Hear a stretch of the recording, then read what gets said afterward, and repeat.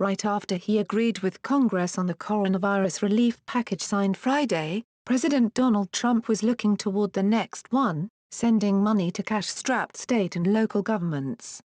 Every news report about jam-packed hospitals, first responder casualties, and the scramble for test kits, let alone the images of quickly emptying food banks and school meal sites, as the economic crisis deepens, makes the case.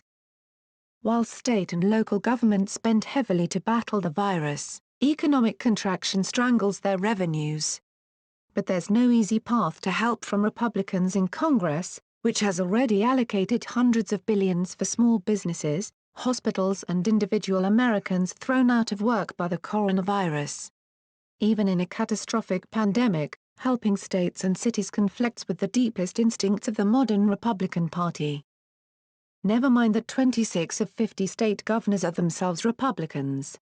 Or that Larry Hogan, the Maryland Republican who chairs the National Governors Association, warns that states face drastic cuts to the programs we depend on to provide economic security, educational opportunities and public safety without $500 billion in aid from Washington. Senate Majority Leader Mitch McConnell rips the specter of blue state bailouts, a reference to the fact that hard-hit states such as New York, California and Illinois have Democratic governors. He warns against increasing the national debt by sending money to state governments because it might be used to replenish underfunded pension programs. Instead, McConnell suggests, states in need could declare bankruptcy, though that's not in fact the case. Even if that merely represents an initial bargaining position, his comments channel the interwoven objections of influential Republican constituencies. Cut, cut, cut. Free market ideologues see shrinking government as a central priority. Anti-tax crusader Grover Norquist famously framed that philosophy this way: I simply want to reduce government to the size where I can drag it into the bathroom and drown it in the bathtub. Wealthy Republican donors disdain government as an unwelcome source of taxes and business regulations. They can purchase private alternatives to broad-based public services in realms such as education, healthcare and transportation. Republicans in Congress see unionized government workers as hostile soldiers fighting against their re-election. Responsibility for financing the services those workers provide falls to governors and state legislators, not them. The GOP infused those sentiments into the 2017 tax law that remains Trump's principal legislative achievement. It limited deductions for state and local levies from federal tax bills, which both punished taxpayers in blue states that provide more services and made it harder for those states to finance those services. The wild card in this constellation of forces is the party's increasing dependence on working-class white voters. Republicans have long capitalized on their suspicion that many government programs benefit others, not them.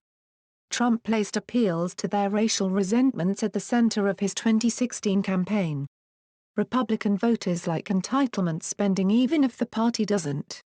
Yet those voters support, and depend upon, the biggest government programs of all, Social Security, Medicare and Medicaid.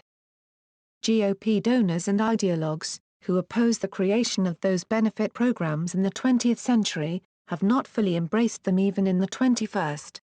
Candidate Donald Trump seized on the contradiction by promising voters he wouldn't cut benefits, though Republican leaders keep trying to persuade him to. Now Republican resistance to aiding states risks elevating a similar contradiction. Many first responders on the front lines of the coronavirus fight are Republicans. So are many of the elderly and middle-aged Americans with health challenges most at risk from the virus.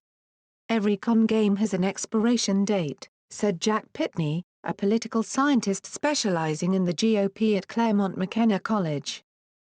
He said the everyman persona of former Vice President Joe Biden, Trump's presumptive Democratic opponent in November, offers a chance to cast partisan Republican priorities as hostile to the interests of ordinary Americans.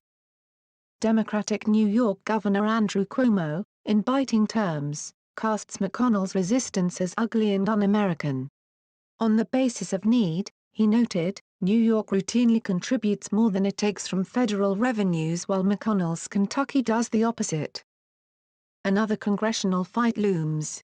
House Speaker Nancy Pelosi pushed for state and local aid to join small business relief as a fast-track priority in last week's $484 billion bill, but McConnell refused. Now she vows to pass it separately and dares the Senate to say no. The national death toll from coronavirus dwarfs the number of lives lost in the September 11, 2001, terror attacks nearly 2 decades ago. As then Sen. Hillary Clinton of New York recalled in a recent documentary, Republican President George W. Bush instantly agreed to her request for $20 billion in financial assistance for New York City in this historic tragedy, said Susan Molinari, a former Republican congresswoman from New York. Governors generally have been very smart in fighting the virus. I don't understand how Washington can ultimately turn them down, she added.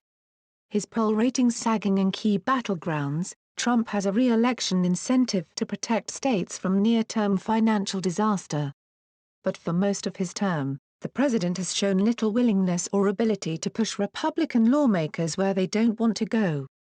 It depends on how hard Trump wants to push for this, Molinari said. I don't know.